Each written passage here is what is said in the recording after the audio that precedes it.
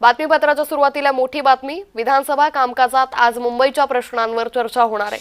अंधेरी सबवेमध्ये साचणाऱ्या पाण्यावर तोडगा काढण्याची मागणी करण्यात आली आहे। दक्षिण मुंबईतील जुन्या इमारतींच्या पुनर्विकासावरही चर्चा होणार आहे। तर कुर्ल्यातील रेल्वेच्या जागेवरील वसाहतींचा प्रश्नही मांडला जाईल।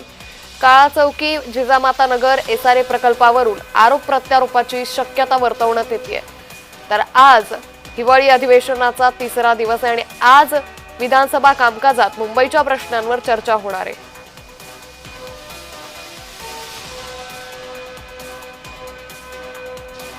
या संदर्भात अधिक माहिती घेऊयात आमचे प्रतिनिधी शुभम उमाळे यांच्याकडून। शुभम, आज मुंबईच्या नेमक्या कोणकोणत्या प्रश्नांवरती चर्चा होण्याची शक्यता आहे?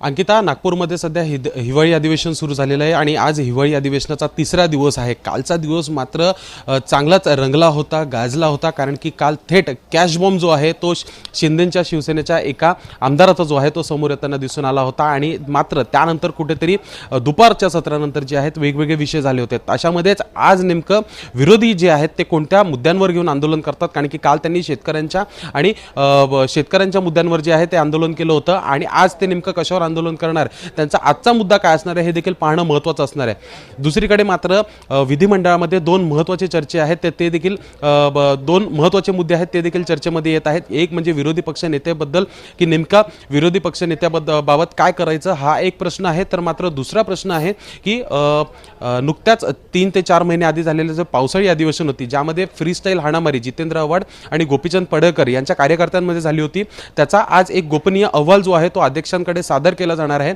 आणि सूत्रांकडून मिळालेल्या माहितीनुसार हा अहवाल जो आहे तो मुंबई चर्चगेटचे स्थानिक पोलीस स्टेशन जे आहेत त्यांच्या मार्फत आणि सोबतच विधिमंडळाचे जे सुरक्षा कर्मचारी आहेत त्यांच्याकडून हा अहवाल जो आहे तो त्यांच्याकडे अध्यक्षांकडे सादर केला जाणार आहे।